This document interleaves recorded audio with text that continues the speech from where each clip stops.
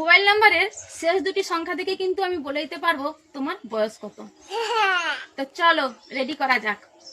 Mobile নাম্বারের শেষ দুটি সংখ্যা, তার সঙ্গে 2 গুণ করো। গুণ করার পর যে সংখ্যাটা হয়েছে তার সঙ্গে 5 যোগ করো। যেই সংখ্যাটা হয়েছে তার সঙ্গে 50 গুণ করো। গুণ করার পর সেখান থেকে সালটা যোগ করো, মানে যেই সালটা চলছে সেই সালটা তুমি যোগ করো। সেই সাল যোগ করার পর যেটা হয়েছে সেখান থেকে 250 বিয়োগ করো। এবার বিয়োগ করার পর যেই তোমার জন্ম সালটা সেটা তুমি বিয়োগ করো। এবার বিয়োগ করার পর 4টে জিনিস সংখ্যা বেরিয়েছে, শেষ দুটো সংখ্যা হচ্ছে তোমার বয়স। এবার সেটা ঠিক না ভুল? ঠিক। দেখিয়ে দাও স্ক্রিনটা একবার।